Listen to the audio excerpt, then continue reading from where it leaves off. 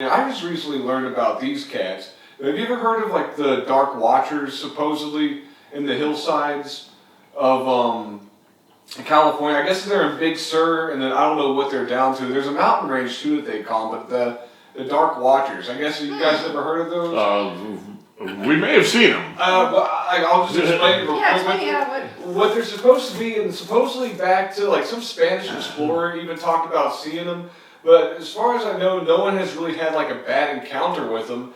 It's just that they like say it's either like someone like in a hooded thing, or it's just like a black figure. Maybe they don't really have a hood, but all you see is like almost like someo's like the sun's almost behind them, so you just see the shadow. Yeah. But it's like if you go to approach them or whatever, they just disappear. Like they don't screw with anybody. We're both thinking of the same case, and it scared the hell out of me. Okay, but they didn't come up to us. No, exactly. Where was this? This was in Garden Valley. It was a personal friend, and he was having all sorts of paranormal problems. We actually have a saying in our group, smudge like Mike, because this guy was smudging to the point where he set off every smoke detector in the house. Really? He had red glaring eyes going in, looking into his house, and all sorts of paranormal problems. He also had UFO activity on the Had health problems and UFO activity, and ghosts and everything else. He just had everything going. This was a trifecta of just like every paranormal problem you can think of. This guy had it. His dog would run off the land and stuff. Actually, we have a number of Geiger counters that we can use. Almost never use them. Yeah. They're good for military locations or ex-military locations, things like that. So there's certain we were able to use one to determine that a person's house in the Sierras was built on a uranium deposit, and it didn't mean that they had to tear their house down. They put down lead mats. Problem solved. So they do come into play, but not very often. Paranormal energy does not produce gamma radiation. Thankfully. Contrary to popular belief in Ghostbusters, it doesn't work that way. But it's fun. But we have them because it can come up. Well, this guy had a clearing where nothing would grow on his land. It was this unnatural, perfectly round clearing where nothing would grow and no trees. And I took the Geiger counter out there and got an unnaturally high reading at everything. So we did a cleansing and a gridding, and we just threw everything at it in our toolbox to cleanse the hell out of this place and just infuse a lot of positive energy, a lot of the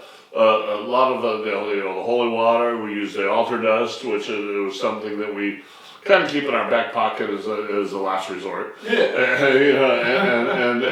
we just infused as much love and energy and just positivity in the places we could, and we just did the best blessing that we could for a seriously messed up piece of land.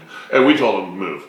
And he eventually did. We told him this is a temporary fix that might get things to calm down for a while. You can use that temporary period of peace and calm to figure out how you're going to get the hell out of here, because that's what you need to do. And so we left that night. We're packing up the gear, and I just stopped dead in my tracks and I looked over on the fence line. And we went back later and tried to debunk it. We couldn't. There's nothing that would look like that.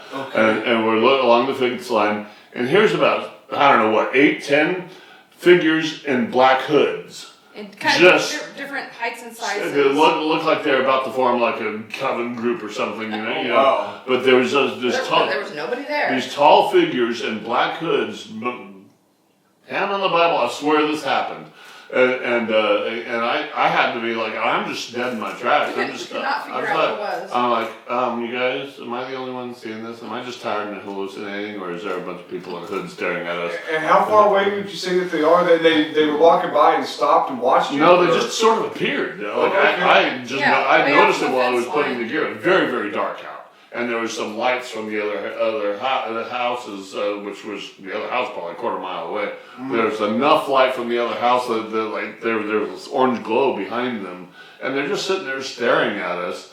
And I'd say they're abnormally tall. I'd say they're at least that's part of the thing. They're supposed to be like really 6 tall or 7 feet tall. Yeah. So they're abnormally tall, big long black hoods, and they're all just staring at us.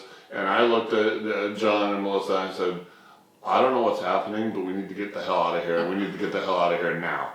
We did. As soon as we got the gear packed up, it was like, Scotty, we need warp 9. Yeah. It was one of the few cases that I've ever driven out of just like, warp 9, let's get the hell out of here. I couldn't have been. It was one of those places where it was a while before you even got back to pavement. Oh, so okay, yeah, you're in the woods. We were off in the boonies. Yeah, as soon as I got on the pavement, it was like. You even. I remember you told me it was like we're on the highway. Let it ease down. We're going like 80 down this mountain road. You're like, honey. We're okay, we're safe. Take it down 1,000. And did they end up like moving it or they just stood there the whole time. They just watched because like that's like what I'm saying. That's supposedly what they do is they turned and watched us leave. That's the thing is I was looking at them. They turned and they watched us leave, and I was like, I told Melissa, I was like, we will come if he needs to come back, we'll come back, but only during the daytime. I'm never going back there at night. And that's there's almost no place. It was a little creepy. There's almost no place I've ever said that I said we will not come back here. I can't we're here to help. So there's almost no place I've ever said. But I told him I was like you need to move. You need to move as soon as possible. And your piece of land is beyond help. Nosotros trabajamos duro.